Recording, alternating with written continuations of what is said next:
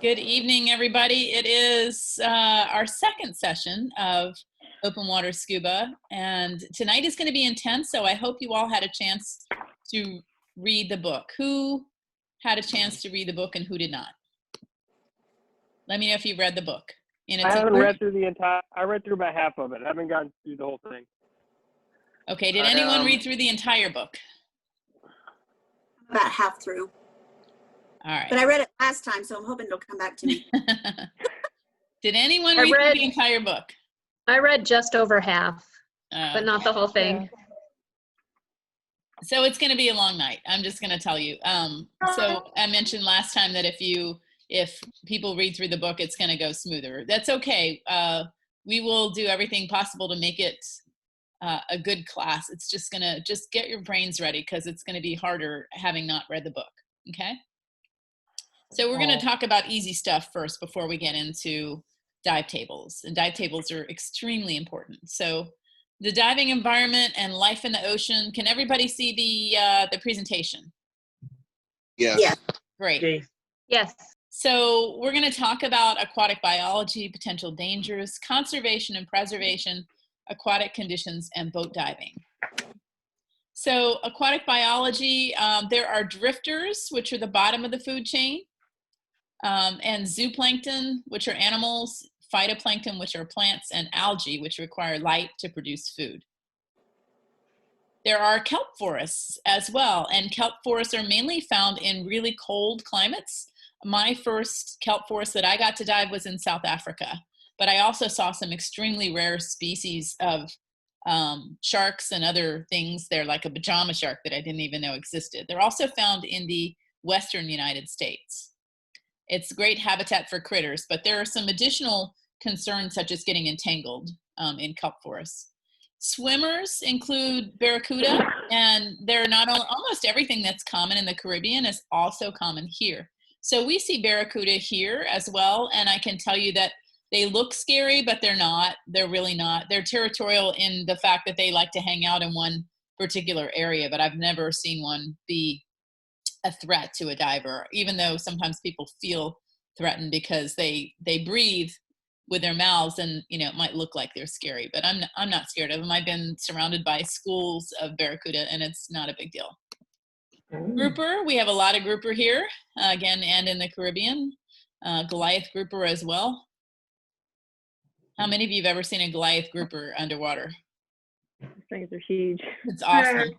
I've seen grown men terrified. It's really funny. I've seen grown men like terrified of these things. I think they're cool. Right now, there's a Goliath grouper aggregation happening in South Florida.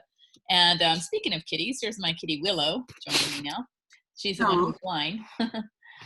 But so they are really, really cool to watch. And again, they are a little territorial in that they don't like you invading their space. But what they'll do is they'll go boom.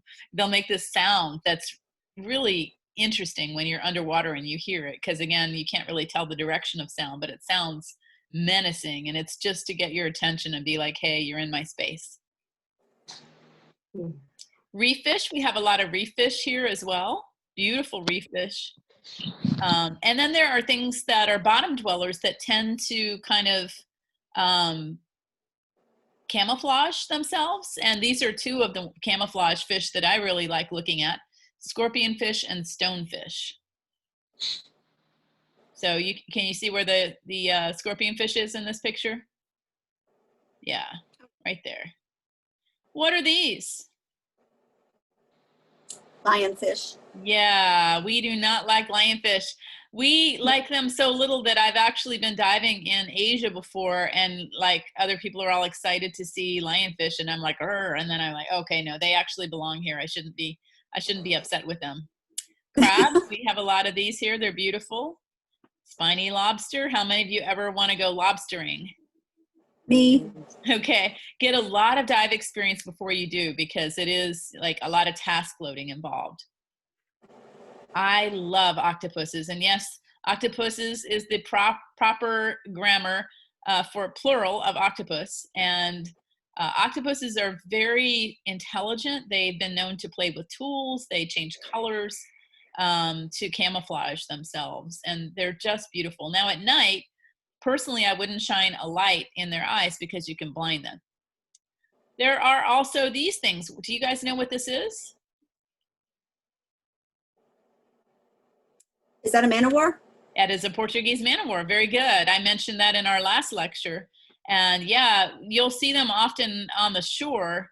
And I don't really see them much in the Gulf of Mexico. I see them a lot more in the Atlantic. They do exist, but they're a lot less frequent here. And that's where I normally see them, kind of on the sand in Brevard County, where I grew up. It is fun, though, to kind of see jellyfish and see them capturing other things. Fire coral is something that stings. There is, if you ever come to my office, which hopefully you will one of these days when COVID is over, you'll see that I have a statue, and it's of Christ of the Abyss statue in Key Largo. Very famous place to go diving. And the thing about Christ of the Abyss is it's covered in fire coral. So people try to get their pictures with Jesus and they get burned. So don't touch Jesus, okay? Don't touch fire coral. Not good. They sting. So here's a brittle star on fire coral. Don't touch anything. When you touch coral reefs, you really impact them in a negative way. Don't do it. Stinging sponges, again, don't touch, even though we cover what to do if you're ever stung by a stinging sponge. Potentially dangerous sea life includes sea wasp, which we don't have here. They're more out on the West Coast, and it looks like that the next day. Ooh. So we do have a lot of sea urchins here, especially in Panama City. We are planning to go diving in Panama City this weekend.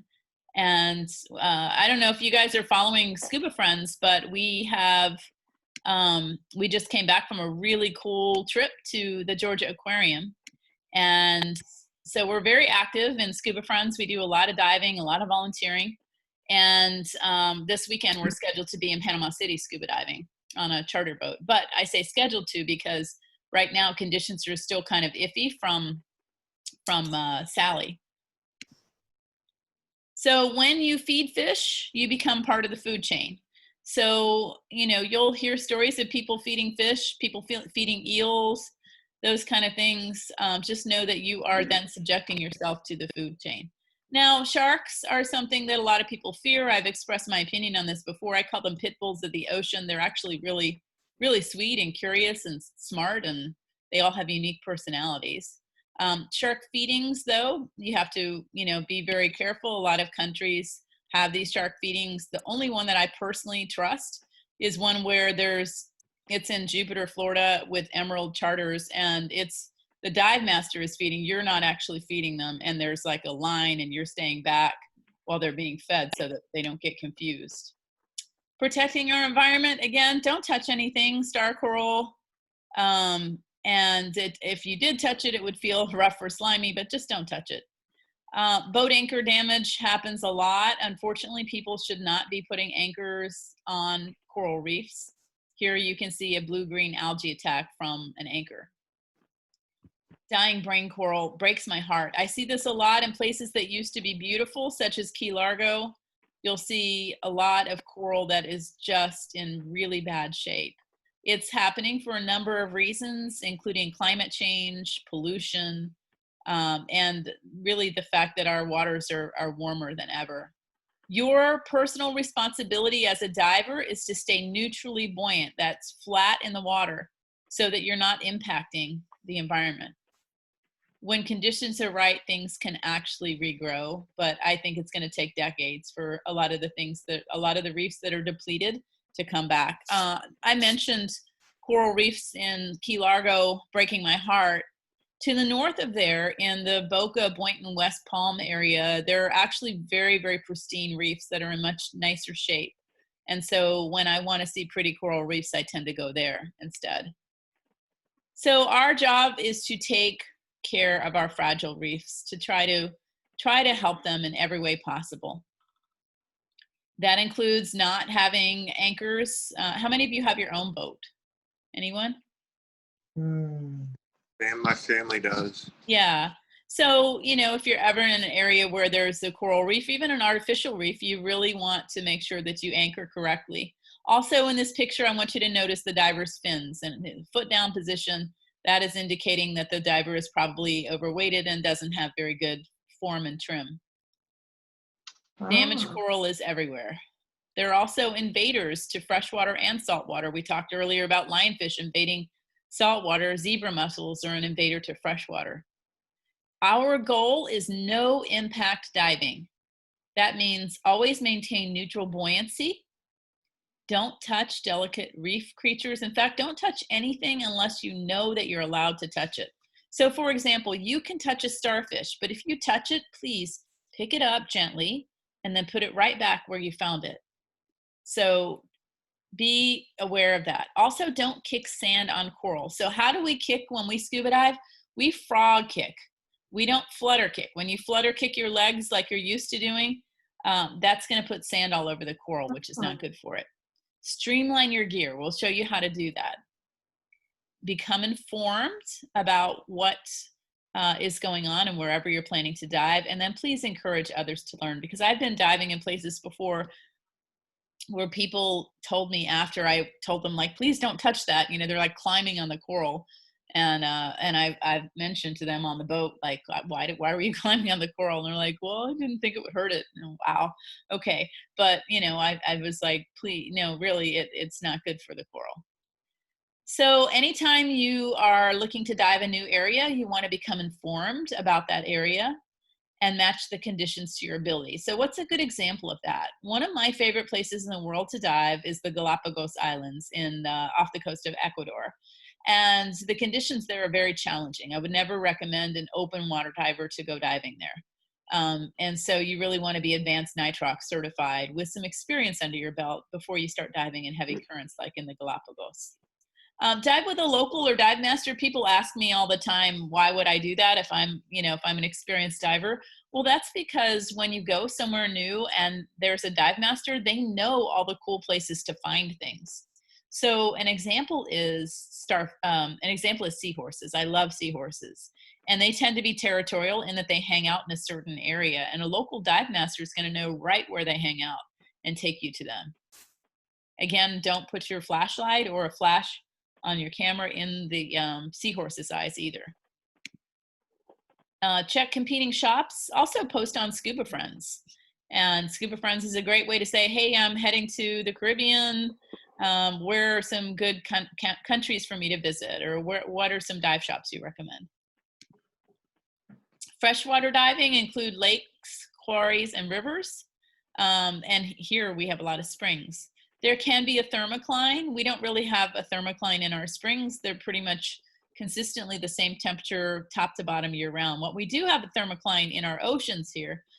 For example, right now with Hurricane Sally and the rains that we've had lately, it's more likely to be that there is going to be a thermocline. So it might be, say, 82 at the surface and 78 at the thermocline. There can also be a seasonal visibility shift. You're going to read about this in the textbook if you haven't already. Ocean water movement includes winds and currents, waves and surf. And you are going to learn about tides as well. And so one of the places that I love to dive normally is the Panama City jetties. And the jetties are tidal dependent. You really want to plan to dive on high slack tide, which is just before high tide. When you're jumping into the water, whether it's on a boat or from the shore, you want to time it with the swells and be aware of the surge as well. Now, overhead diving, you're going to see overhead possibilities in local springs. And then, of course, there are also caverns and caves, which you are not certified to go into. But almost everywhere we have springs in our area, we also have potential for overhead environments. Boat diving is awesome. We are planning to do, and I'm getting your internet connection is unstable, so I'm going to turn my video off, hoping that it helps. We are planning to do a really great charter boat dive this Saturday in Panama City, and you're going to be diving with the same operator, Panama City Dive Center, when on the date that we planned in November. So when you choose a resort charter, you're going to want to look at seasons and costs, typical sea conditions, big boats or a six-pack. Any idea what a six-pack is. It's not beer. How many people can be Yes, on it there? is. How many people? It's a boat that holds 6 divers, and they're really great. So typically when I go with Scuba Friends, I'm getting a big boat. But when I go other places, like other countries or even in Key Largo, I prefer to dive on a 6-pack boat because I'm going to have a kind of more intimate experience. There's only going to be 6 divers, and it's going to be, you know, less crowded, and it's going to be, I think, a lot more fun for the most part. Now, some of the things about 6-pack boats is they may not be able to go as far offshore as fast and that kind of thing.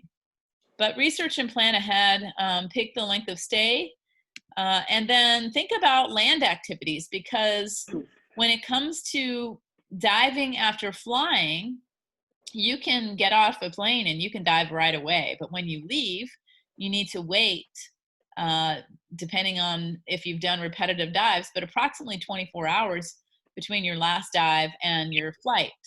So you really want to look at, what am I going to do on that last day on land? And then renting equipment versus carrying along. I travel a lot. I think I told you before, I've been to 87 countries, and most of them I have had the pleasure of diving. People ask me, what do you bring on your trips? And truthfully, I bring absolutely everything except for the weights and the cylinders. I bring everything else.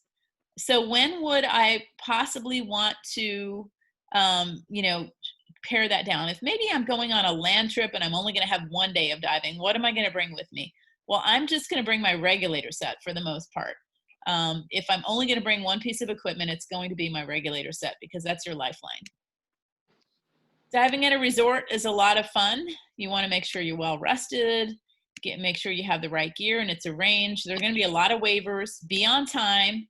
If you have any propensity to get seasick, and we talked about this last time, but if you do have any thought that you might get seasick, you really want to pre-medicate with some non-drowsy Dramamine, Bonine, or some other, you know, medication. I think Maureen, what are you using now? I actually got prescribed like the patches. It's basically Dramamine, but it's like a higher dose and it's more concentrated. Okay. And it just gets like stuck behind your ear and then you just leave it. It's a patch, right? Yeah. That's great. So there's always something that works for people. Everyone has different body chemistry. And so the key is to find out what works best for you. I have had many people tell me, I've been on boats before and I've never been seasick, so I don't need to take anything. And then they get on a dive boat and guess what? They get seasick. So always best, when in doubt, to pre-medicate and just make sure that you don't encounter that, because it's not fun. If you have a camera, I want you to be aware that almost every dive boat is going to have 2 buckets. Most of them are labeled. One is going to say mask, the other is going to say camera. Please do not ever put your mask in the camera bucket or you will really upset the photographers. There is chemicals and stuff in your mask that's going to possibly ruin somebody's camera. So don't do that, okay? I do like cameras. I don't recommend that if you have a camera, don't bring them on your first set of dives, but you can bring them on your second set of dives. Set up gear before the boat starts moving. It's going to help you with seasickness. It's going to help you find if there is a problem with your gear and that kind of thing. And then just enjoy. It's a lot of fun. Also hydrate. The #1 cause of headaches in scuba divers is dehydration. And if you've ever been dehydrated before and had that horrible dehydration headache, it is not fun. It's miserable. So again, set up your gear at the dock and make sure you do a full gear check, including that your air is on, everything functions as it should, and you're not missing anything. During the dives, you're going to listen to the briefing. The crew is going to give you a briefing. You're going to find out if there's current. A lot of times it's just surface current, so be aware of that. Like in Panama City, we tend to have a good amount of surface current, and then when we go under, it's fine. So you don't want to stay on the surface too long if there's surface current. Determine the dive direction with your dive buddy.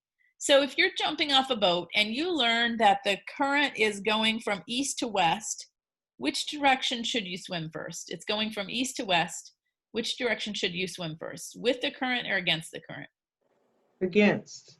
Correct. Very good. You always want to have the hardest part of the dive in the beginning so that you can relax and enjoy the end of the dive, not you know, when you're tired. So There are also going to be lines that you're going to need to be familiar with, and you'll learn about these on the boat. But there's a current line, a down line, and a trail line. And the current line is also called the no swim line. Entry varies. Typically from a large dive boat, it's going to be a giant stride entry. From a small boat, like a 6-pack, it's going to be a back roll entry. And in some cases, it's going to be a weird entry, like a forward entry. At the Georgia Aquarium, we did a forward entry from a floating dock. Cool. Yeah, so gear up and then enter. We had a great time with the whale sharks.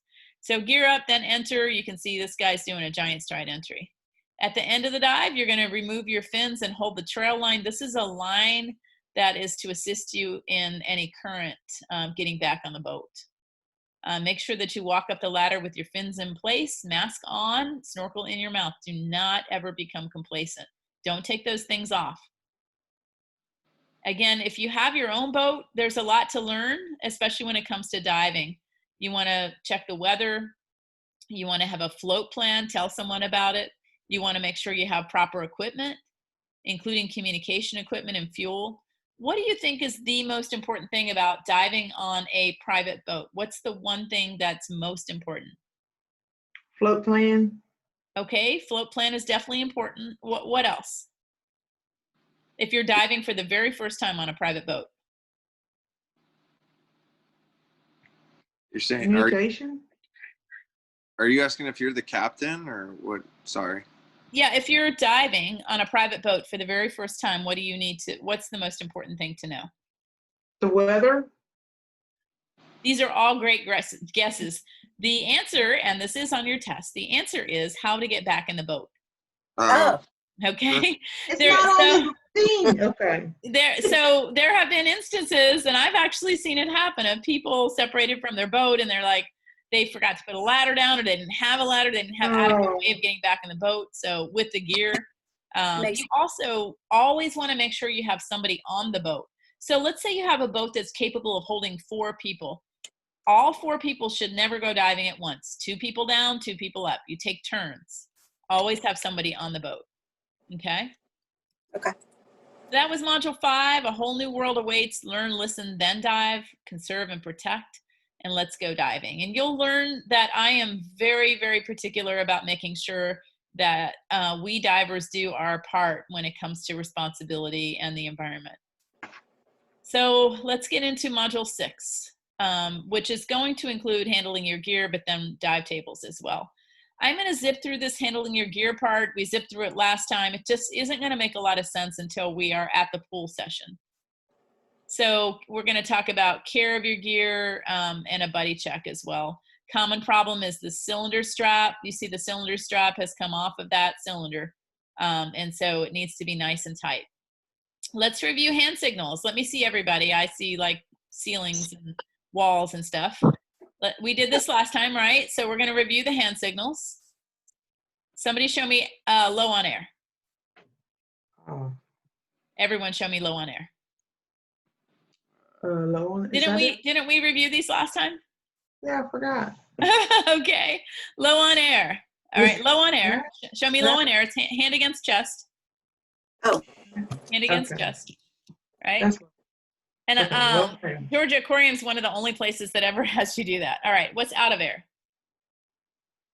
This one. Yep. Up or ascend?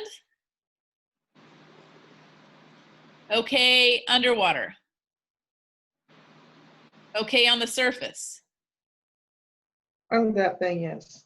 Yeah. Or you can do this. Hold this depth. I don't remember. Flat across. Yep. Okay. One hand or 2, right? Mhm. Ear problems. Ear problems. Maybe like point to. And if you're not feeling it, if you're not feeling well, just problems. You let your dive buddy know, not feeling it, okay? Yeah. Help at the surface. Don't wave to the boat. Don't ever wave to the boat, help. okay? Buddy up. So if I do Oh, this, this thing, right? if I say buddy, Yeah, this question thing. mark, buddy, question mark, what am I asking you? Do you want to go? Yeah. Where's your buddy? Oh, okay. Where's your buddy? Most of the time I know where your buddy is, but I know that you don't know because you're not paying attention to your buddy. And so I'm going to ask you that so that you're aware. You do need to be aware of where your buddy is. All right, so you guys tell me, what is this? Okay. Okay, underwater. Good. Okay. On Okay. the surface. Good. Underwater. Yeah. Okay, that was okay at the surface. What's this? Help. Something wrong. Yeah, good. Can't, ear problems. Yeah, very good. Hold. Hold. Good. Hold the step. Now, by the way, I'm going to do this, or Maureen is going to do this, or one of your dive masters will. We'll say hold the step for 3 minutes. What is that? When would we do that? Hold the step for 3 minutes. At When the you're first ascending. check. At the first check. At the At the 15 safety meters. stop. At the safety stop, which is going to be at what depth? 15 meters. 15 feet. Feet. Feet. 15 meters would be too deep. Okay, Okay? 15 Yep. feet. my bad. That's okay. What's this? Buddy, Buddy, Buddy. Good. buddy out, yeah. This? Low on air. Low on air. Again, it's not a signal you're probably ever going to see. mhm. Which one is low in air? I can't see for some reason. Out of there. Hand Oh, on okay. chest. Hand on Okay. chest. Thank you. What's this Out one? of there. Out Out of of there. Out of there. Yeah, and hopefully the only time you're ever going to see this is when we're doing training. When we're doing training dives. Right. This doesn't mean it's Oh, low. Okay, underwater. It means I want to ascend. I want to go up, Oh, right? my bad. Yeah. What does this mean? Doesn't mean it sucks. Go down. Yep, I want to descend. Very good. All right, learning the dive tables. Remember we had table A, which is single dive. Get your dive tables out, please. Table B down here is surface credit. And table C on the left is next dive. This is for when you do 2 dives. And you'll remember that bottom time starts as soon as you descend and it ends at your safety stop. So we don't count those 3 minutes of your safety stop against your dive time. So again, bottom time starts when you descend and it ends at your safety stop. Remember this from last time? How long can I stay at 50 feet? Tell me how long. Look at your dive table. 50 feet. The longest for 100. 80 minutes. 80 minutes. 80 minutes. You see that, Eric? Yeah, I was saying for the longest is 110, right? No, 50 am I feet, reading? the longest you can stay is 80 minutes. Look at table A. Okay. You see it? Yeah, no, I'm well, sorry, I was looking at table D. You're looking at depth. All Sorry. right. How long can you stay at 80 feet? 32 minutes. 32 minutes. Very good. And how long can you stay at 100 feet? 18 minutes. 18. Very good. All right. So again, decompression theory, it's all about making sure that we know how much nitrogen we have in our bodies, limiting the amount of nitrogen. So in the beginning of a dive, we have no nitrogen. We are group letter A, repetitive group letter A. We are diving, and then we're going to get some nitrogen in our body. By the end of the first dive, we have more. We go and do a surface interval to offload some of that nitrogen. And then we go do dive 2 and we get more. And so it's really all about monitoring the amount of nitrogen in our bodies to stay safe. So we're going to talk a little bit about dive planning and reducing risks for decompression sickness. Again, the slang term, which we don't use, is called the bends. We're also going to talk briefly about dive computers. Please turn to page 15 of your classroom notes workbook. You're going to want to write this down. These definitions are really important. So page 15 of your classroom notes workbook.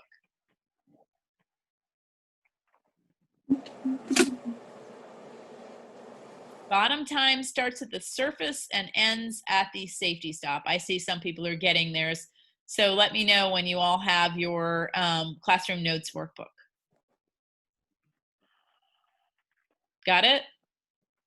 Got it. Okay. So you'll see it's almost halfway down. You'll see all these lines that you're going to fill in. Bottom time starts at the surface and ends at the safety stop. Required decompression diving is too deep and too long. Recreational diving is no required stops diving. No required stops diving. SEI diving limits, we've already said it like 3 times now. 50 feet for 80, 80 for 32, and 100 for 18. Here, this is important. If you're ever in between, you're going to round up to the next greatest time or depth. So if it's 78 minutes, we're going to round up to 80 minutes. If it's 75 feet, we're going to round up to 80 feet. We're always going to round up whenever we're on the dive tables and there's not a number in between. This is a safety thing. Your ascent rate should be no faster than 30 feet per minute. 30 feet per minute looks like this. It's hand over hand. It's really slow. Really slow. Okay? For higher altitude diving, like if you're diving in the mountains, you're going to reduce your times and depths. For flying after diving, you're going to wait 12 to 24 hours. When would you only wait 12?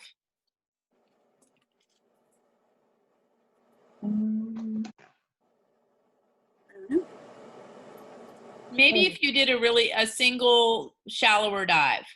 Okay. That makes sense. With the repetitive dives, or if you're doing a little bit deeper diving, 24. When in doubt, go for the 24. You've got nothing to lose by being extra safe. Okay?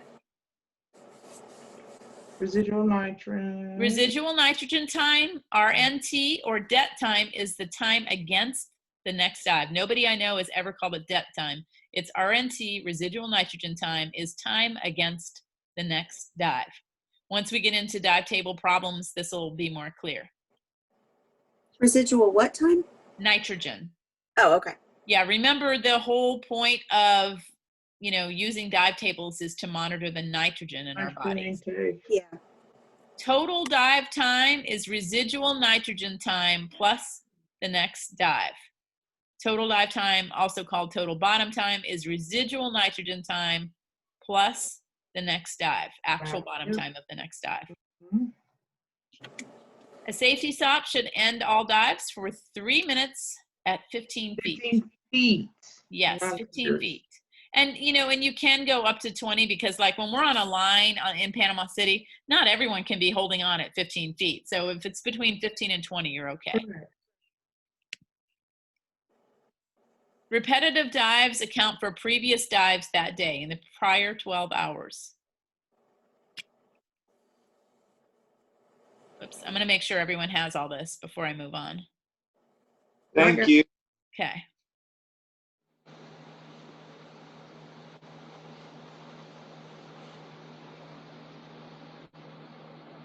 Can you explain I again? It's fuzzy for you right now because we're not actually using the examples yet.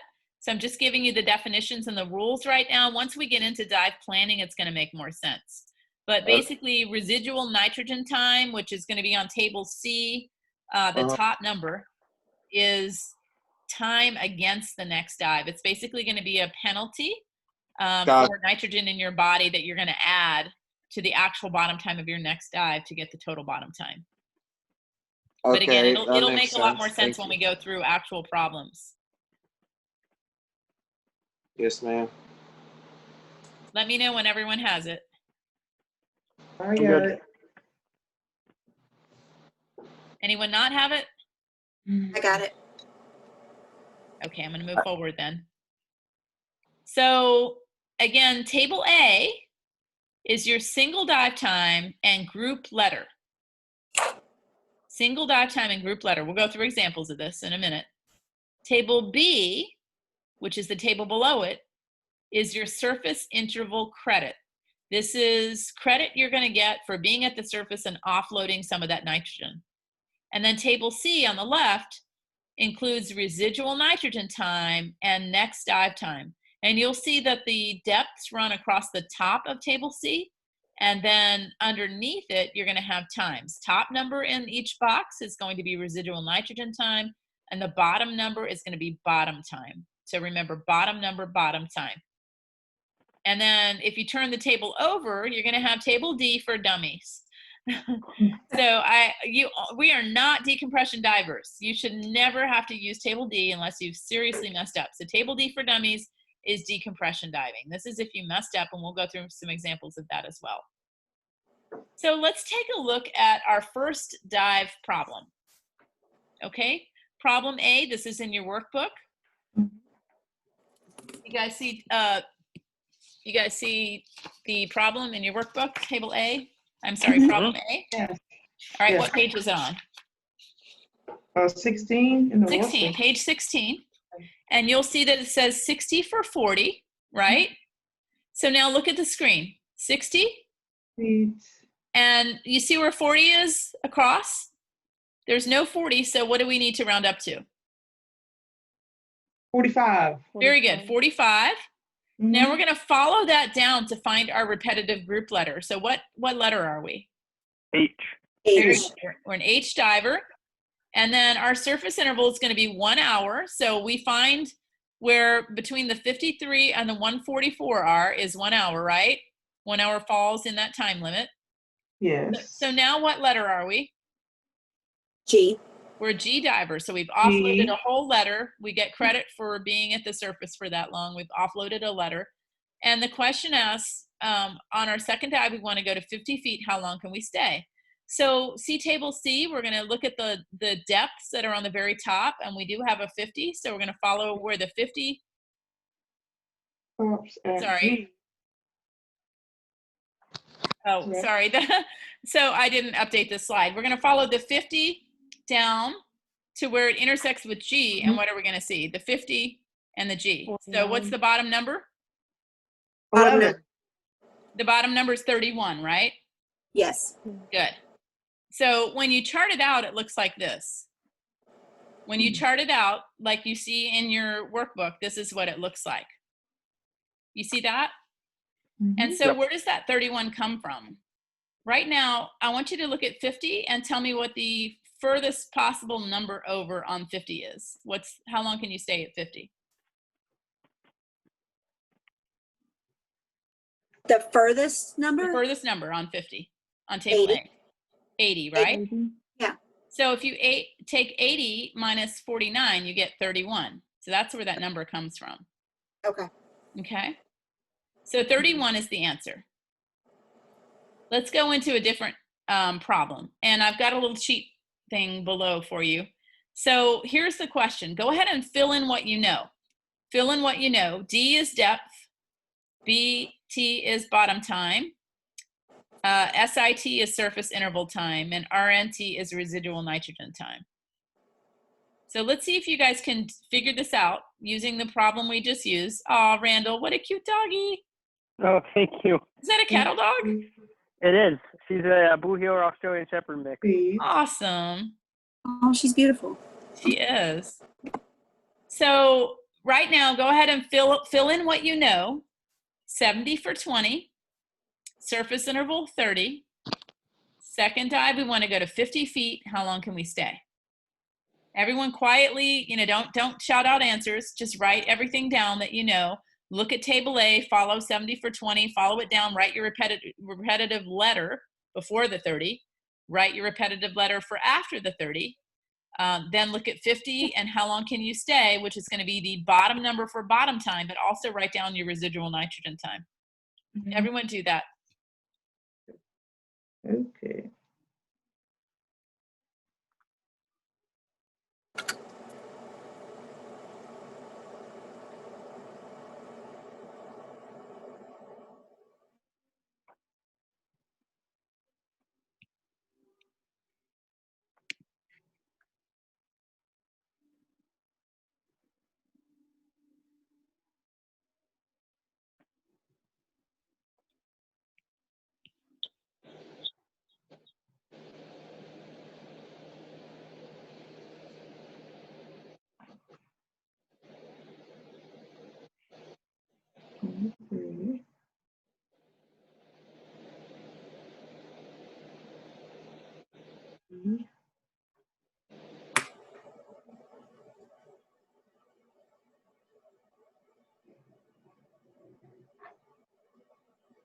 When you have finished, make eye contact with the camera so I can see you're done.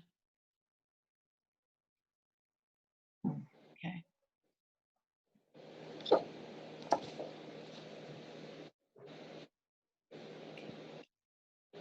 Are we just finding the letter? Is that what you said? No, you're finding the letter, and then the question is asking how long can you stay? Okay. So again, you're writing everything in there where the blanks are. Everything where the blanks are. So you're going to write a letter before the 30, a letter after the 30. You're going to solve the problem. So how long can you stay? And you're going to write RNT, residual nitrogen time. All right. So again, fill the knowns in first and then go for the unknowns.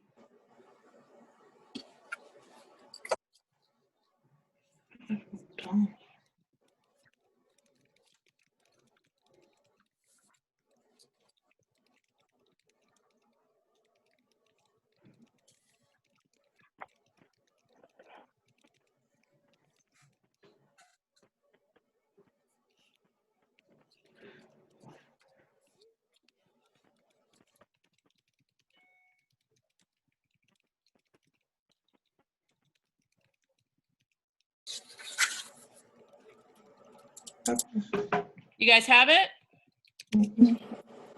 Does everyone have an answer? Don't say it yet. No, I'm stuck right now on the I figured my letter out, but now I don't understand the RNT. Residual nitrogen time. So if you go over to table C, it's going to be the top number. So you're going to find where the depth is, and you're going to find where it intersects. Okay, I think I understand. It's so much easier in the classroom, to be honest with you. And we're going to go over it. I just want to see if you're able to process this before we go over it.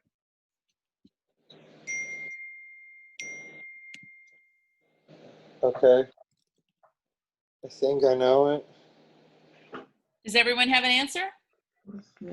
Yes. Does anyone not have an answer?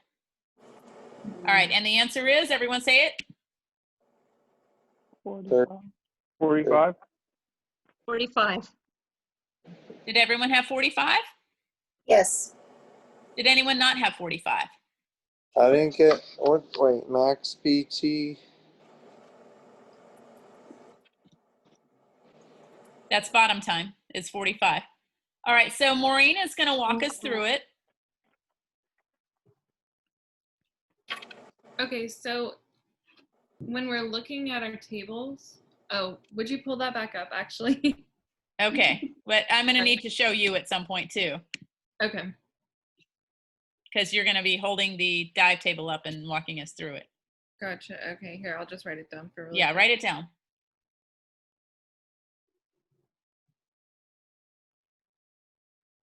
Okay. Okay, so our first dive is going to be 70 feet for 20 minutes, right? So we're going to come on this dive table up here on table A, and we're going to find the 70. We're going to follow that over until we find 20. But You have since to round. yeah, you round up. Since there's no 20, you're going to round up to 23, which makes you an E diver. Right. And then as an E diver, we do a 30-minute surface interval, which we're going to come down here, and we would still be an E diver. And then following it over, we're going to go 50 feet. So we see where 50 comes down and intersects E over here. And then this right here is going to give us our bottom time of 45 minutes and then our residual nitrogen time of 35 minutes.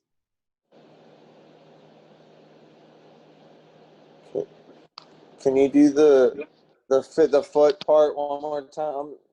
Yeah, Where the feet are at the top, right? yeah. Okay. So let's see, is that right? So you're gonna find up here on the top row, Uh-huh. you would find 50 feet, which is gonna be this one right here. See where it's Right. circled? Yeah. And with then you're the gonna come down and follow it and see where E intersects it. You see that, Eric? 35 and 40. Yes, ma'am. Okay, I do know. Yes. And then the Sorry. top number is gonna be your residual nitrogen time, and the bottom number is gonna be your actual bottom time. So how long you can stay. Okay. Yeah, and I see that in the bottom left corner on the pamphlet. Thank you. All right, so everyone gets that? Mm-hmm. Mm-hmm. Good. Let's Got do it. another one then. Okay. Problem C. Again, the most important thing is write down what is known first. Write down what is known. 80 for 30, surface interval 2 hours. Second dive, we want to go to 70 feet. How long can we stay? So what do we know? We know D, depth, is 80. We know BT, the first BT is 30, bottom time. We know SIT is 2 hours. We know depth of the second dive, D, is 70. So write those in the problem and then solve.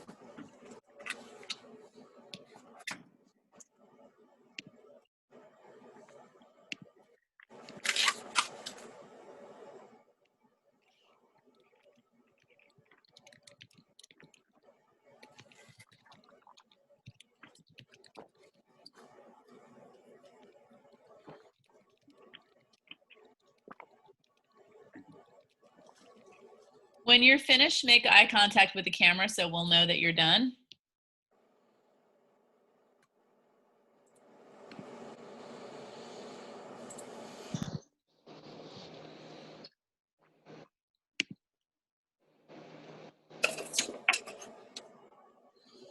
Kimberly, are you finished? I am. Okay, you're looking away. So is everyone done? Yep. Is anyone not done? All right, so what is the correct answer now? Tell me. 13. 13. Everyone have 13? Yep. Shit. Shoot. Eric, you didn't have 13? No, I did 8:34. 34? Yeah. All right, Bill, are you with us? I'm with you. I don't have a camera, but I'm with you. Okay, so you can't turn your camera on? I had to give it to my son. He broke his for school. All right, then I'm going to ask Maureen to go ahead and do this one, please. So go ahead and write everything down. You got it written down? 80 for 30, 2 hour surface interval, second dive to 70. Gotcha. Okay.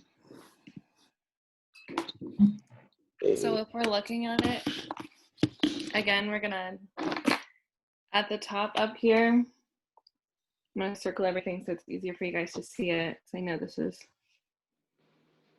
let's see. And then we've got 2 hours. And then 70 feet. Okay.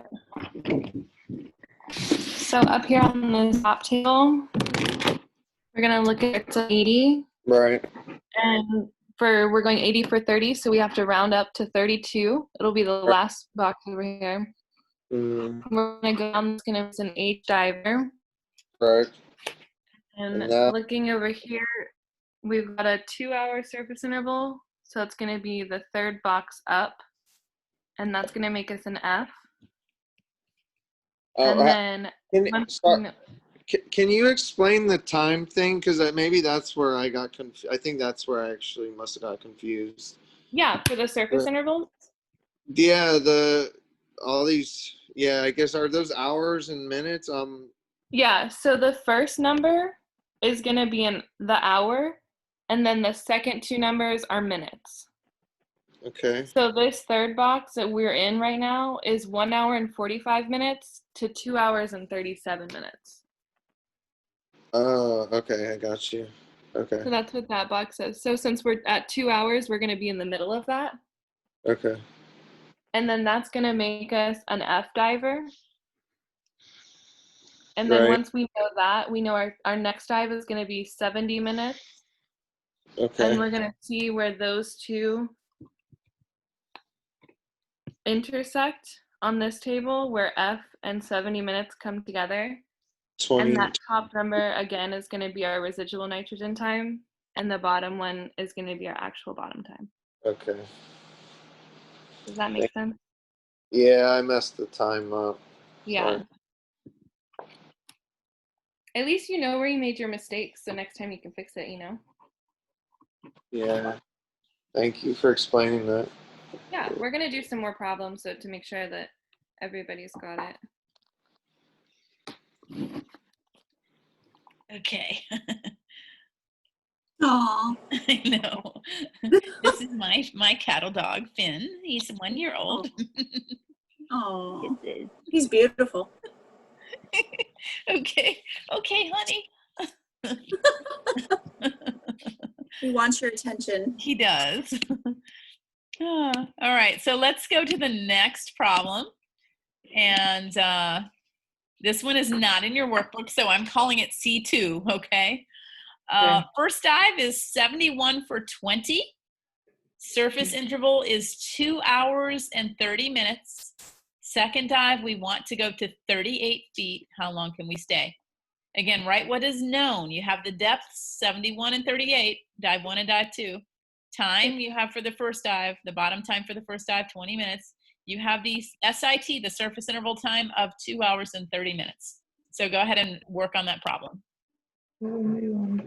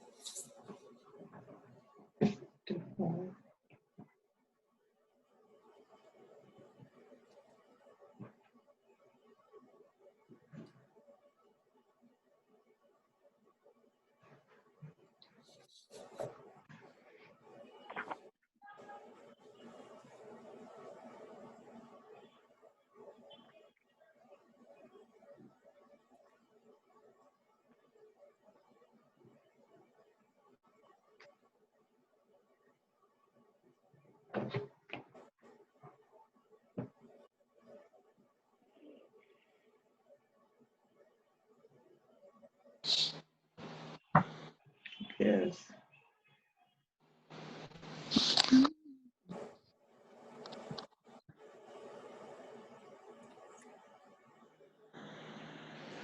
Okay.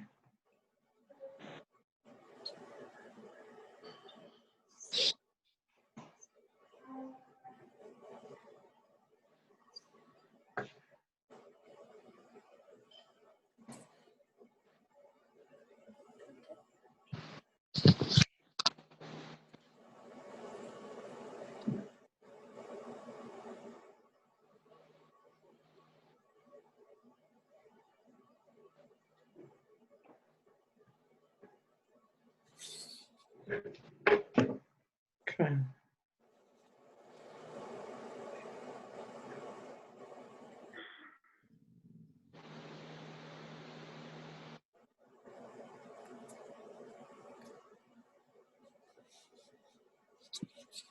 Does everyone have an answer? Uh-huh. Does anyone not have an answer? All right, and the answer is? You guys? E. Huh? Yeah, I got Yep. that. 106. Yay, I got that too. Did everyone have it?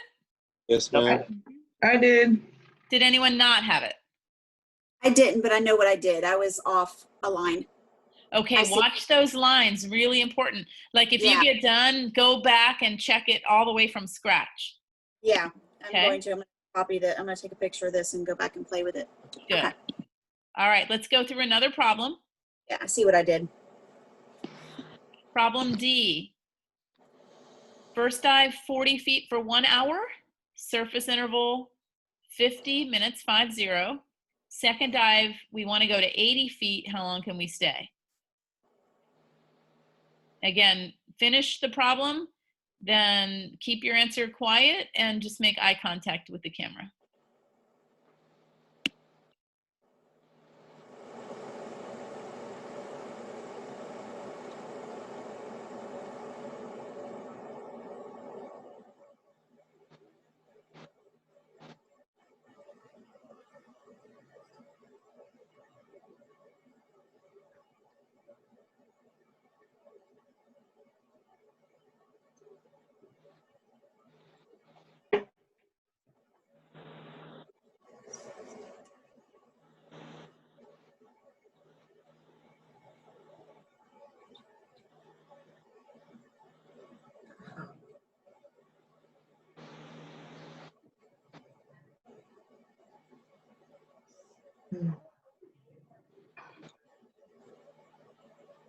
Oh.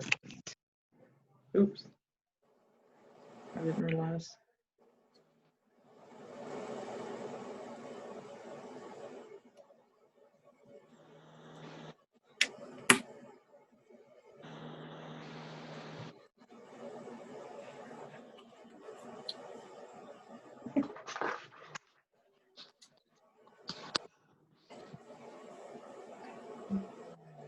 I've got it, Gabrielle. Just going to go say goodnight to my daughter. Great.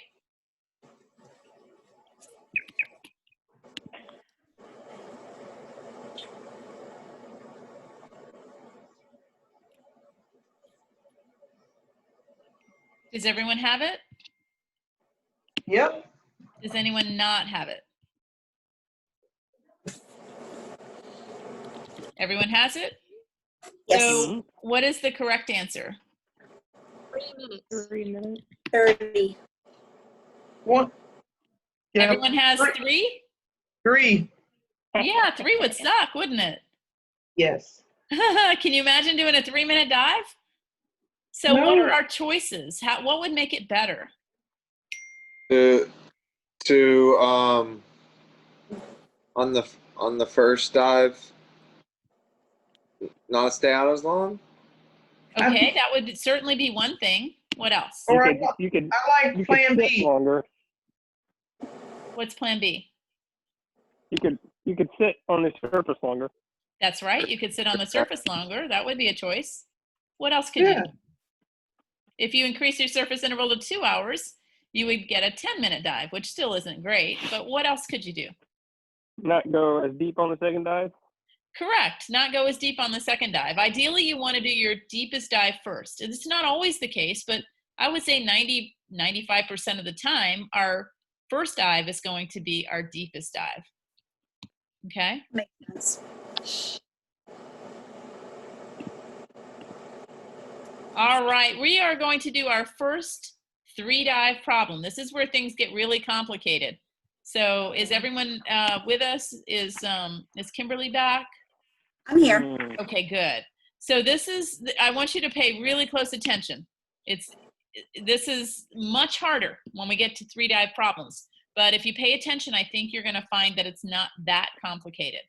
All right, here's our problem. We're doing 3 dives, which is often the case. We'll do 3 dives on one boat ride. Our first dive is going to be 60 for 20. We're going to have a surface interval of 1 hour. Second dive, 50 for 20. Another surface interval of 1 hour. And our third dive, we want to go to 40 feet. How long can we stay?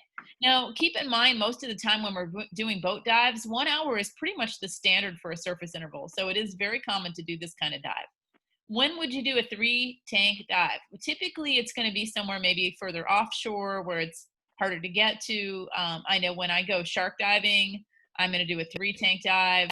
It's always a lot more fun, quite frankly, to be out there and get to do 3 dives. So you have 3 cylinders. All right, so 60 for 20. Pay attention now. 60 for 20. So we're going to see the 60. We go over on table A to 20. We don't have a 20. We have a 22, right? So now we're going to follow that down. We are a D diver. Everyone see that? Yes, ma'am. Yes. We stay out for 1 hour. We are now what letter? C. We are now a C diver. Second dive, we want to go to 50 feet. Now, instead of saying how long can we stay, which is going to be the bottom number, guess what we need to do? We need to grab the top number, the residual nitrogen time. So we're not going to look at the 20 yet. We're looking at 50 and C, where it intersects.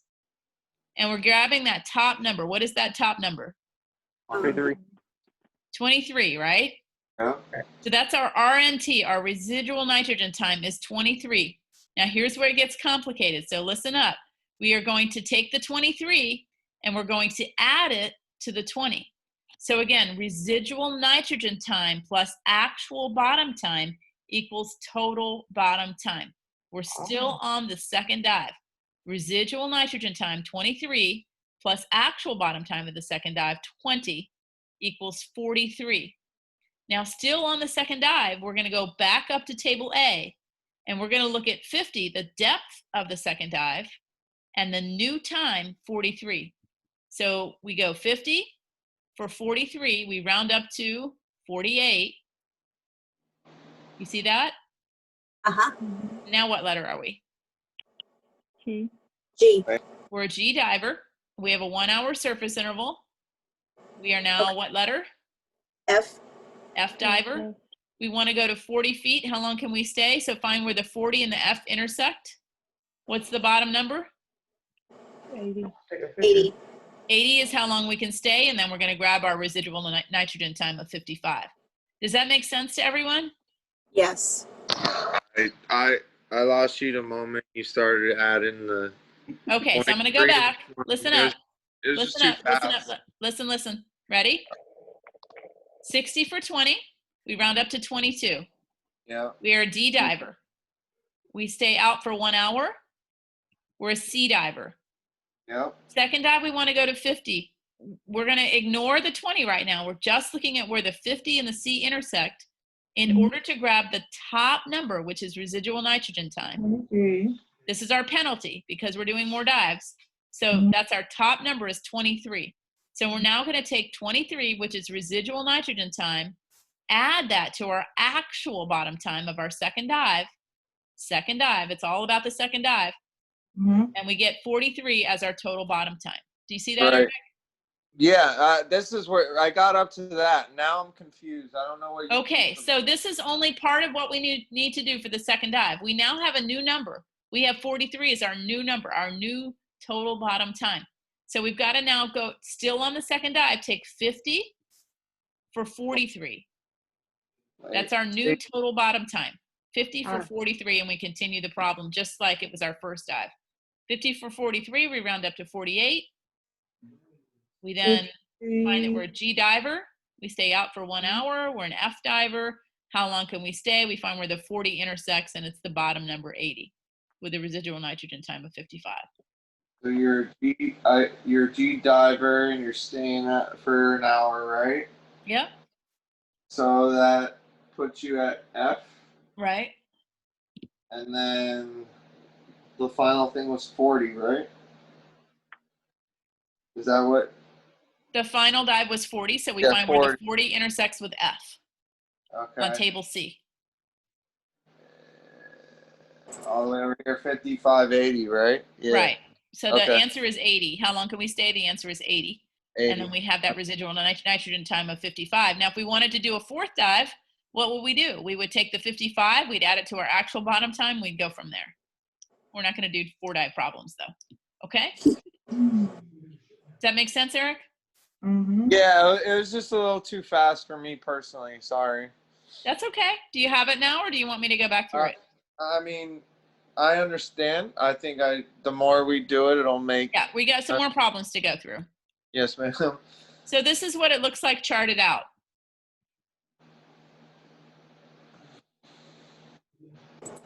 Okay. Mm-hmm. Your turn. We have a 3 dive problem, 78 for 27. Surface interval 1 hour. Second dive 50 for 30. Second surface interval is 1 hour and 30 minutes. Third dive, we want to go to 44 feet. How long can we stay? So write down your knowns first. Write what you know.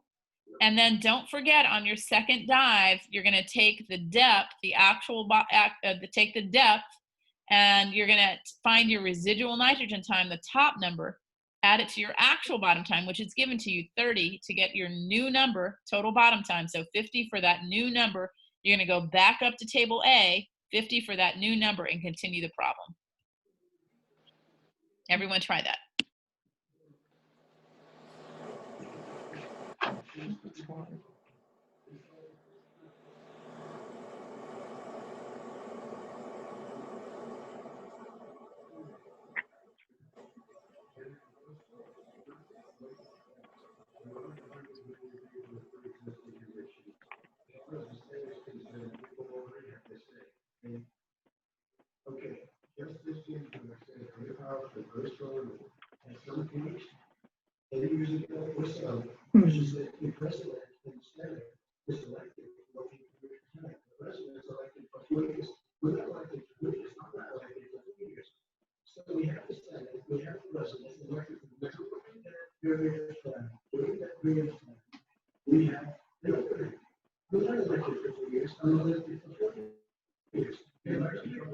Rachel, I think you have the sound on. Can you mute yourself if you're not talking?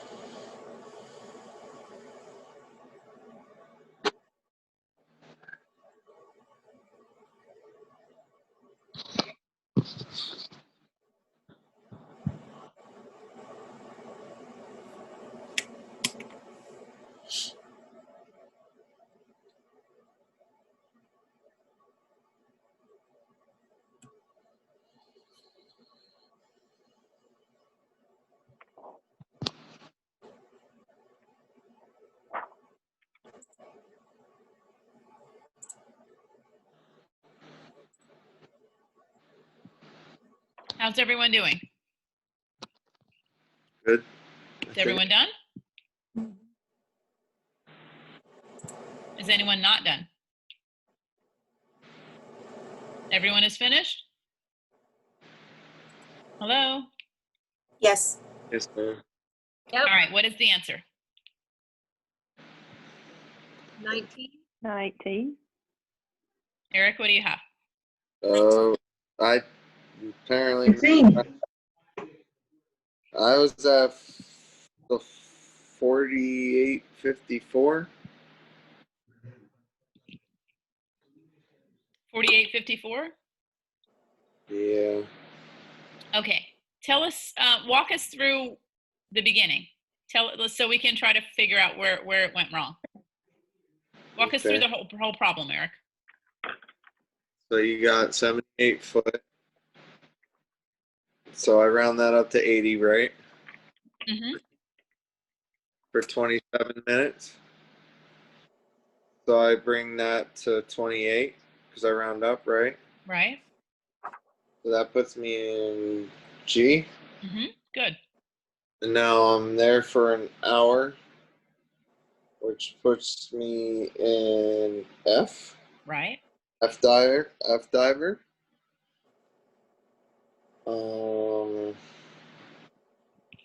So now I go over to 50 up top, right? Right? On that chart. Table. Mm-hmm. And I go across and I meet it and I run into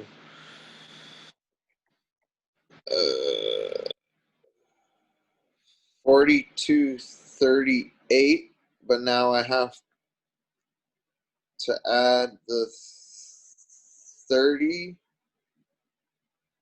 to the 42, Mm-hmm.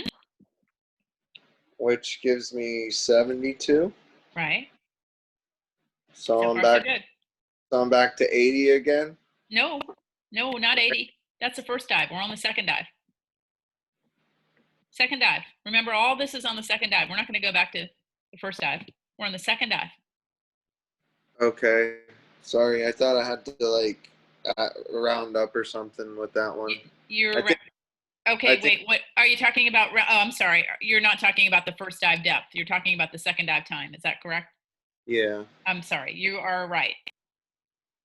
So you have 54. Oh How long? shit. Wait. No, you got it. Keep going. Hold on. I thought you were talking about the first dive depth because a lot of people do try to accidentally. So I added them and I got the 72, right? Yep, that's good. So you have 50 for 72. Shit. What are you going to do with that? Wait. Hold on. What are you going to do with 50 for 72?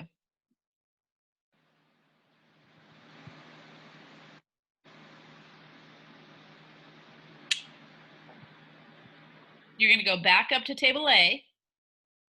Right. Back up to table A. Same depth, 50. New dive time, 72.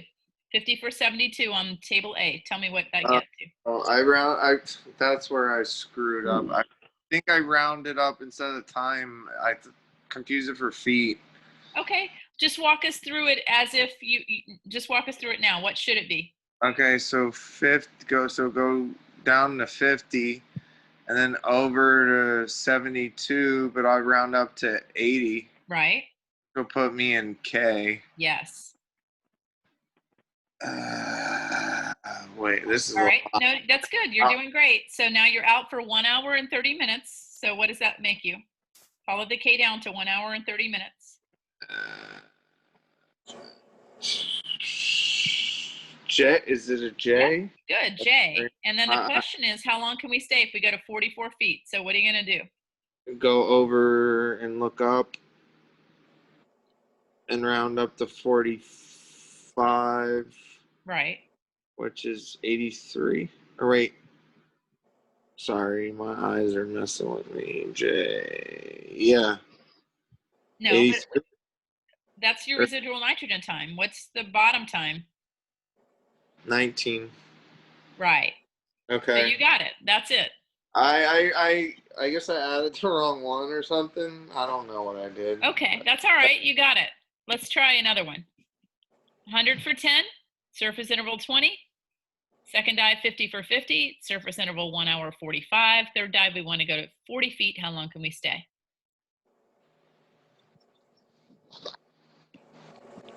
Don't forget, it's the second dive where all the work goes. The second dive is where you're going to grab your residual nitrogen time, the top number, add it to your actual bottom time of your second dive to get your total bottom time. And then you're going to have the same depth, 50, new total bottom time, and then bring that number back up to table A and continue the problem.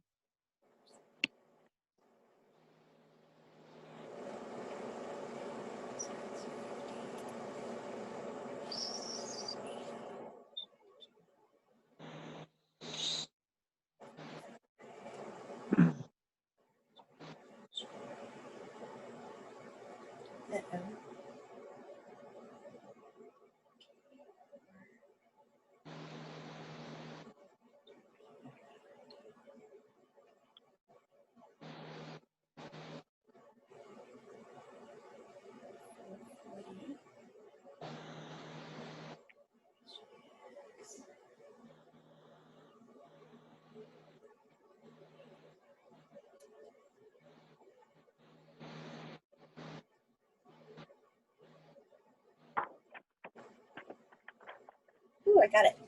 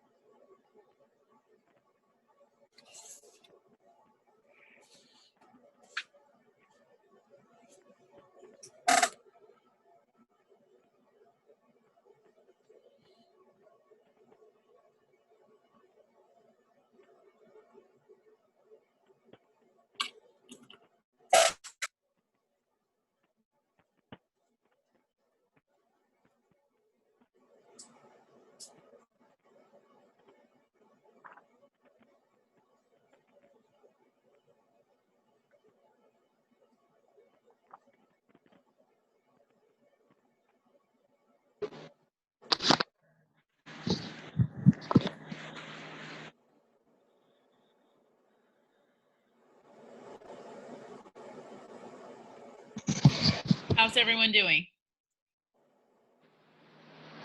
Good. Everyone finished or still working? Finished. Good. Finish. Everyone finished? Is anyone not finished? Everyone's finished? All right. What is your answer? 50. 50. 50. I got 50 and 85. Did everyone have 50? I got 50. Did anyone not have 50? Eric, you got 50? Yeah, 50, 85. Great, Yes, ma'am. RNT 85. So typically what happens is once you get it once, you're always going to get it. Like it clicks. And it clicks differently for different people, but the fact that you all got it tells me that you're going to do fine on the test, okay? This is good. Clicking. So I would encourage you to go through more of these problems, more of the 3-dive problems. Let's go ahead and do some reverse profile dives. I only want you to solve problem H above the line. Let's just treat it as it's a 2-dive problem. First dive, 80 for 20, surface interval 15. Second dive, 40 feet. How long can we stay? Simple, easy 2-dive problem. Shouldn't take you more than about 30 seconds to solve it. Don't be yawning, Jenna. You're making me tired. Sorry.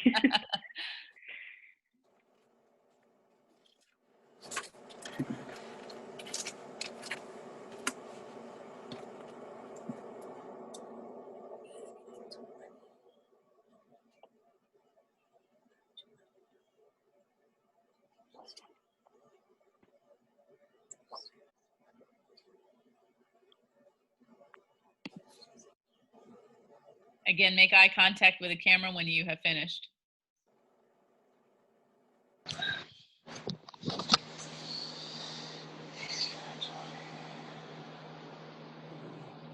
This should be easy, guys. It's only a 2-dive problem. Don't overthink it. Does everyone have an answer? Mhm. Anyone not? All right, the answer is what? 45. 90. 90. 45 is your residual nitrogen time, right? Yeah. So 90 is the answer. That's Yes. a long dive, right? Yes. Sounds wonderful. Now solve the bottom part of the equation, the second. So what I want you to notice is that we reversed the deep dive first versus the deep dive second. So first dive 40 for 45, surface interval 15. Second dive 80 feet. How long can we stay?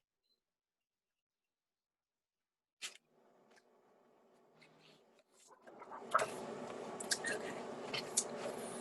40.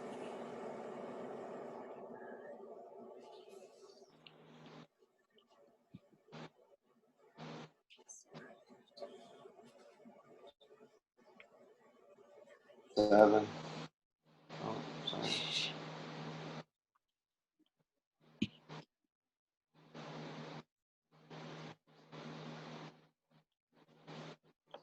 Again, keep the answer to yourself until everyone has finished.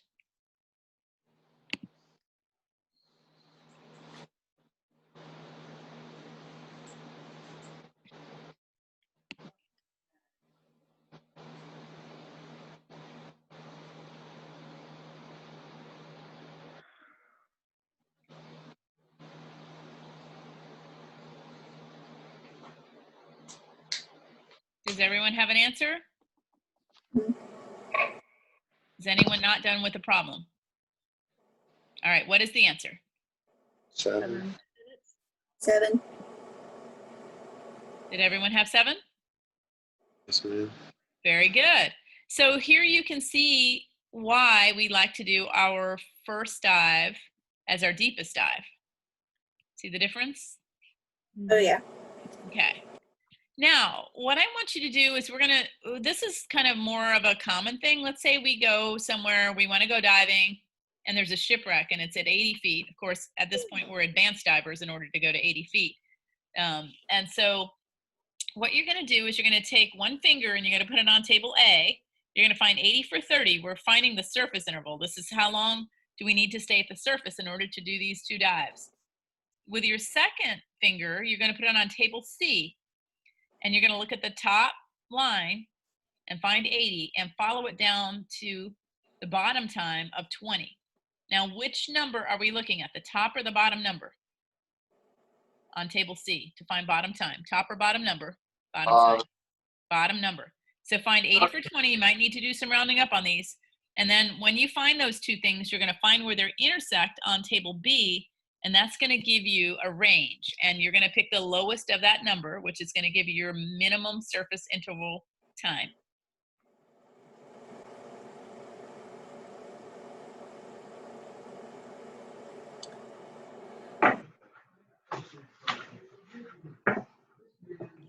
Sounds like a lot. 80, 30, blah, blah, blah. Go ahead and mute yourselves instead of I know, talk to yourselves while muted. Yeah, Otherwise, Rachel, your chatter ends up in someone else's brain. you're distracting me. Right.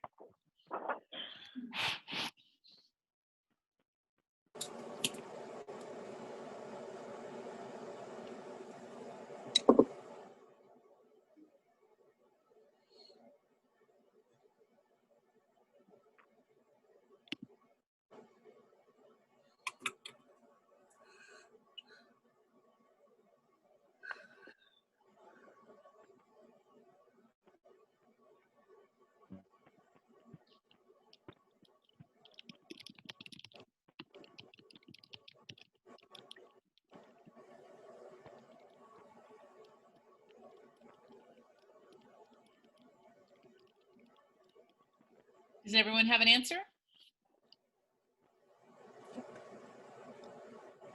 Is anyone not finished with this problem? All right, what is your answer? 5 hours and 17 minutes. 5:17. That's what I got. Everyone have 5:17? Yes. Anyone Seems not like have 5:17? All right, good job. Very good. Let's do another one. 70 for 35 and 50 for 50. Again, one finger on table A, one finger on table C. Find the minimum surface interval requirement.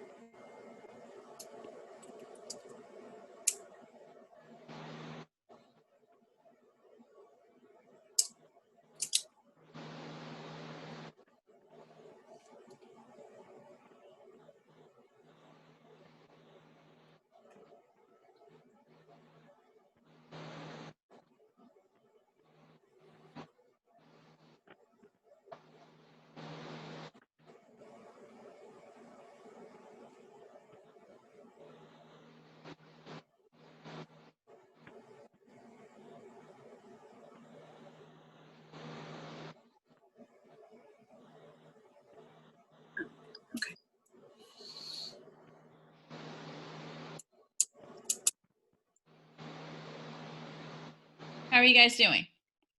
I got it. I think I'm doing good. Everyone has it? Is anyone not finished with the problem? All right, what's your answer? 3:30. 3:30. Yep. Everyone had 3:30? Yep. Good job. Excellent. One more problem. Problem J, 70 for 32, 50 for 30. So again, first dive, 70 for 32. Second dive, 50 for 30. What should our minimum surface interval requirement be?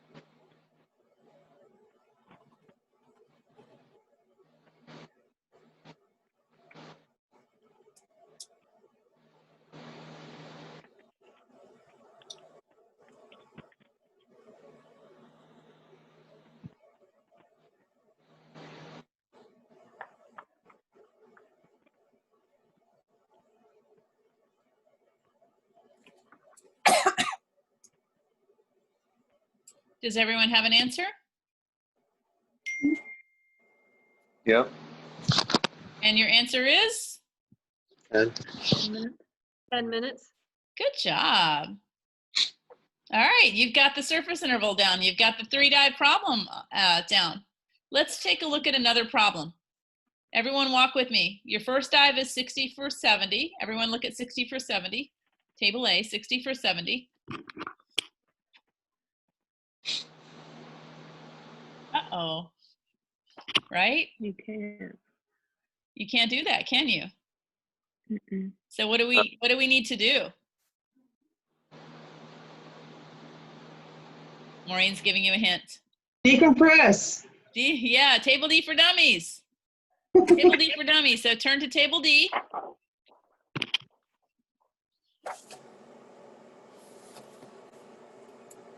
And you'll see the depths are on the left side of the column.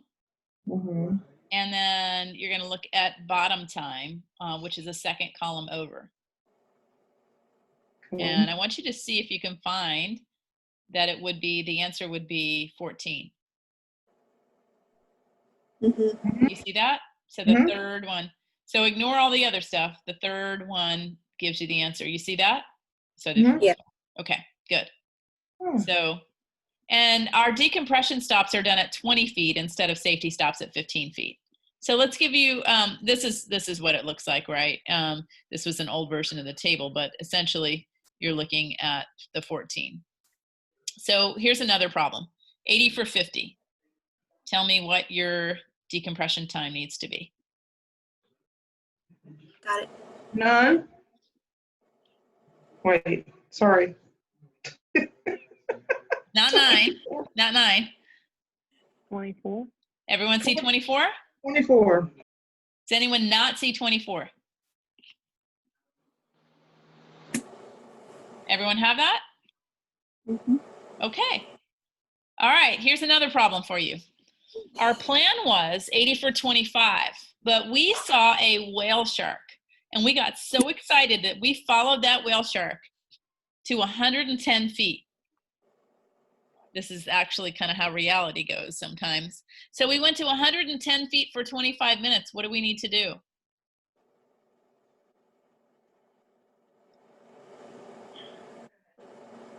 You need to decompress for 25 minutes. Wait. 14. 14. 14. 14. At 40 feet.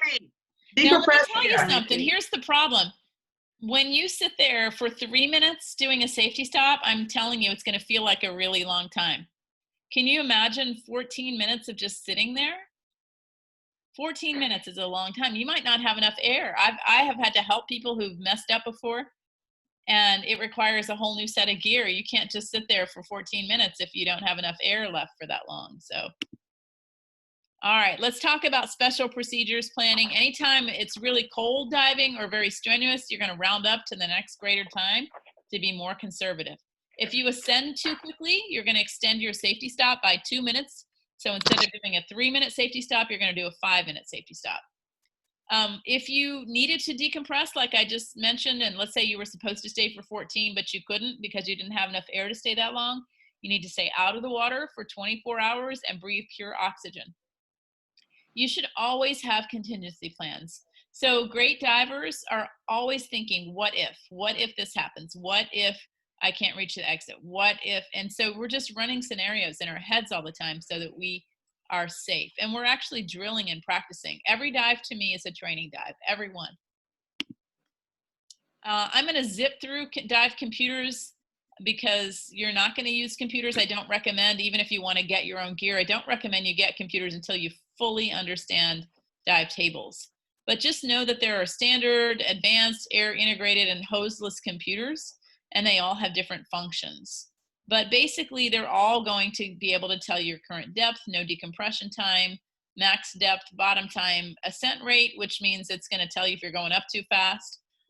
Most have logbook memories, pre-dive planning, and then nitrox capabilities as well. Many have backlights, dive simulators, plan simulators, and so on. And they can integrate with your computer. And then air integrated are the same features as advanced and more accurate than analog. And they also calculate air time remaining.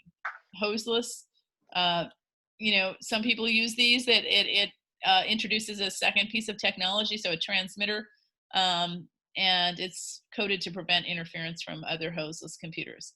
If you ever go to a dive resort and you rent gear, often they're going to make you rent a computer, and some are manually activated where you press, but others are actually water activated. So if you press the button and nothing comes on, just ask them, is this a water activated computer? And then know that it's not actually going to come on until you go deeper than 5 feet, most of them. With dive mode display, it's going to show you remaining air time, dive time, current depth, max depth, no decompression time, and cylinder pressure, among other things. It's also going to show you how when you go deep, you're going to have reduced time underwater. I mentioned the ascent rate bar graph. A lot of computers will scream at you when you ascend too quickly. They'll show graphically that you ascended too quickly. But if you do ever get a dive computer, please read the manual. I am a geek. I taught computer science at the U.S. Military Academy, and I have had to help so many people on a dive boat, including complete strangers who bought themselves a new computer and never learned how to use it. So please, if you're going to buy a dive computer, read the manual and understand it before actually using it. And then always know your dive tables too. So even though I have a dive computer, I know my dive tables, and I know when I need to be aware that if my computer isn't working correctly, I know my dive tables. Now, something else you should know is that a dive table is being extra safe. So it's calculating your bottom time, your depth at your deepest depth the entire time. So let's say on our open water dives, we're going to go to a max depth of 60 feet. It's going to say, a dive table is going to say you were at 60 feet the entire time. A dive computer is going to compensate. You were only at 60 feet for 5 minutes. The rest of the dive, you were at 30, you were at 40, and so it's going to give you more bottom time. That was module 6. Dive planning and nitrogen saturation, dive computers. We talked about dive safely and dive conservatively, and slang, don't get bent, don't get decompression sickness. Final module for the night, diving opportunities. So I mentioned to you already, I'm an instructor trainer. I can take you all the way to instructor, which Maureen is going to be working on after she finishes her AI, her assistant instructor. So there's also other advanced diving, including extended range diving, cavern, cave, shipwreck diving. You want to get training for the kind of experience that you want to have. So if you want to be like this guy and you want to carry, how many cylinders does he have? 1, 2, 3, 4, 5, 7 cylinders. If you want to be like him and be a tech diver, I will send you to a really good tech dive instructor. I am not a tech dive instructor. I am a tech diver, but I'm not a tech dive instructor. And so if you want to look like him, you're going to need to get a lot of experience under your belt first, and then start taking some of the more advanced tech diving classes. Surface supplied is another kind of specialized equipment you can get. You need to log all of your dives. Log your dives. It's great to keep a record. It's required at some resorts. It's definitely required if you want to get into leadership at all. It's helpful if injured, but much more likely, it's fun to reference years later. So people ask me, where did you see your first whale shark? And I can tell them exactly. It was on dive number 800, and it was in the Galapagos Islands. And I actually that's the truth for me. That was where I saw I dived with my first whale shark. And it was dive number 800. And I have a doozy of a story, but I'm not gonna take up more time because we're doing this online and we're all missing the presidential debate and everything else. I do have a really great story about that dive number 800 that I'll share with you later. Local diving, there's so much great diving. This Saturday, I mentioned we're going to be in Panama City in the Gulf of Mexico. That's the plan anyway. Sally may have changed our plan. Jennifer, your husband is coming, right? Yes, great. And you're coming as a bubble watcher, which is awesome. So spring diving, we've got Blue Grotto, where we're going to be diving, Troy Springs, Manatee, Morrison, Ginny, lots of others. River diving, we're going to do Big Blue, which is also a spring. But you could dive also on the Wakulla River, St. Mark's River. Most people dive rivers if they want to do artifact diving, but there's a whole other, complication that comes with artifact diving. Atlantic diving, I mentioned Deerfield, Boca, Boynton, that area is great. Reefs to the north of there, Jupiter is one of my favorite places in the world to dive. You really need to be an advanced diver. It's much more like the Galapagos in that it has strong current, but it's great for really, really big sea life. So if I want to go see a Goliath grouper aggregation, or I want to see sharks, I'm going to go to Jupiter. But there's really good diving. We are so lucky to live in Tallahassee. In every direction except for north, we have great diving. So if we go west, east, south, anywhere, there's great diving within 2 hours of here. And if you wanted to drive further south to South Florida, the Atlantic coast has a lot of really good diving. There's also dive destinations. I love to dive abroad. And so there's so much to see, beautiful fish, beautiful reefs, lots of cool things. Artificial reefs and wrecks. Have you ever been diving in Italy or Greece? I have. It's been a long time. And I have, and it's pretty good. It's not like awesome, but quite frankly, I love Greece and Italy, and I love all the land stuff associated with there. And so I would definitely dive there. It wouldn't be a destination for me that I would pick like a top. It's not, to me, it's not in probably the top 10 places that I've dived, but it's beautiful on land. So I would do it. I went both of those places last summer, and I fell in love with Capri in Greece. Yeah. So I was just wondering if you've ever been out there. I have, and it is nice. It's very, very touristy, but nice. Mm-hmm. So yeah, and like I said, I'll dive anywhere, you know.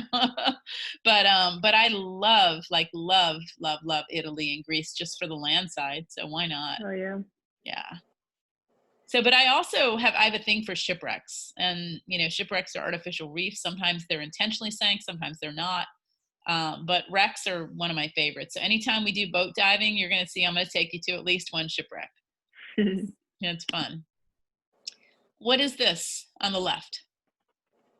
You guys know what that is? No. Nope. It's called a Christmas tree worm. They come in different colors, and they will just, when you get too close to them, they kind of just suck themselves in, and you don't really see them. But they're really pretty colors. Here's a goby and anemone fish. Hermit crab. One of the most ornate hermit crabs I've ever seen was in Panama City, Florida, believe it or not. All right, what's this, you guys? Lobster. Lobster, and what's this over on the right? Squid. That is a reef squid. Sometimes people think it's a cuttlefish, but they look a little different. What's that? Eel. That is a green moray eel. Yes. So traveling, there's a lot of great places to travel. I'll be happy to share with you my favorite places. Some places that people love, I'll tell you, are not my favorite places. It might surprise you. Some of the places that people rave about, I haven't really enjoyed as much as some of the lesser known destinations. But shipwrecks are fun. Reefs are awesome. Yeah, don't touch like that guy's doing though. Dive destinations, it's awesome. Now, you need to keep your skills refreshed. Scuba Educators is all about making sure that you're safe. So how do you stay safe? Make at least 10 dives a year. There is no excuse. If me as your instructor, you're going to see I'm a super, super active diver. Me, Maureen, Bill, Ronnie, we're always out there diving. So if you want to come diving, you just say, I want to go diving, and one of us will be diving. And you can always borrow my gear when you come diving with any of us, and it's not going to cost you anything. You just need to chip in on fills. So I want to encourage you to keep diving as much as possible. And we can dive in the winter here too. It's beautiful. The water temperature stays the same. Yeah, getting out of the water is a little chilly, but it's not that big of a deal. You need to refresh if you don't make that many dives per year. Subscribe and read. If you do join Divers Alert Network, which I highly recommend you do, it's a nonprofit organization. You're all going to be getting an email from Divers Alert Network in the next week or so. It'll certainly be before your first pool session saying, welcome to Divers Alert Network. If you do decide to join, they're going to start sending you their monthly magazine, which is really good. And there's so many stories and learning from other people's experiences that you can do. You can also follow Divers Alert Network on Facebook, and they often post scenarios where you can learn a lot about things. Join a scuba club. Definitely join Scuba Friends. Don't join Scuba Friends in Tallahassee. That guy copied me years ago. Just Scuba Friends. I remember you telling me about that. Yep. And then just go diving. Diving is amazing. I call it physical and emotional therapy. It is awesome. You just forget about all the stress of the world. It's it's cool. And then there are career opportunities for anyone who's interested in the recreational industry, including in dive stores, resorts, or teaching, scientific research, as well as underwater operations. I've had several students go on to each of these industries. And then, of course, public safety diving as well. I've had several go on to military diving too. Not so much fun, but it is what it is. So leadership opportunities, dive master is a minimum 40 hours. Assistant instructor is a minimum additional 25 hours. Instructor is a minimum on top of that 40 more hours. So Scuba Educators International, that's the website. If you ever go somewhere where you forget your dive card, one of the things I'm going to do, your certification card, when it comes in, is I'm going to take a picture of you holding it. And if you're on Facebook, I'm going to tag you. But I can't tell you how many times it's saved people when they're halfway around the world. You could reach out to SCI, but you're more likely to get me unless I'm on a dive destination underwater somewhere, and I can help you get a picture of your card showing proof that you actually have it. You can also look up on SCI Diving, you can look it up by your birth date and name, and prove to them that you are certified. And again, Scuba Friends on Facebook. So what do dive masters do? You get to work with an instructor. You could work at a resort as an underwater guide and use it as a step toward instructor. Assistant instructor, learning to teach, increasing knowledge and skills. And then you can intern with an instructor. And then finally, instructor. It's really about teaching, sharing the underwater world. Often people don't do this full time. You could be with a dive store or independent. And so, you know, I am independent and I make zero money doing this. And so do all of the dive masters and everything. We all understand that this is a nonprofit organization. And what we do helps benefit a lot of the outreach efforts and scholarships that we offer. So transfer of knowledge, your exam. There's a study guide, pages 21 to 22, but if you were paying attention during the lecture, you heard me say things like this is important or this is on your test or that kind of thing, really listen to that instead. Here are the score requirements, 80% and above is passing.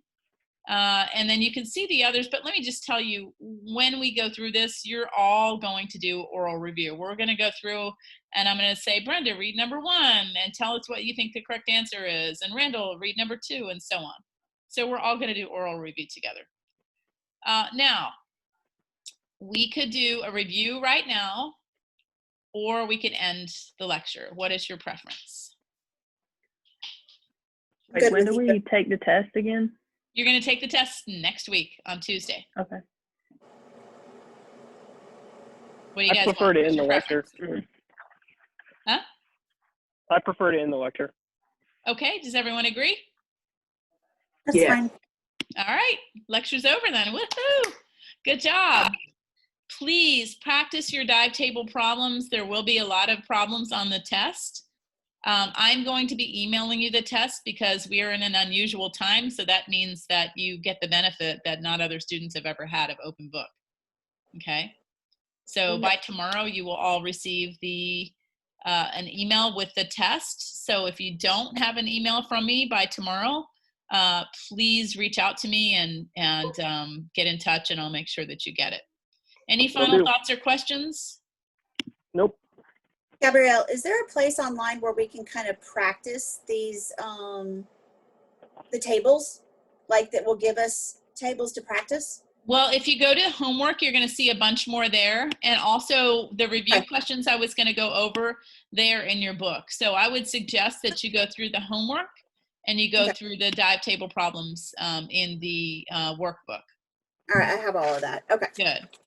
And so, yeah, dive tables, and then don't forget about the swimming if you haven't had a chance to get in the pool and practice.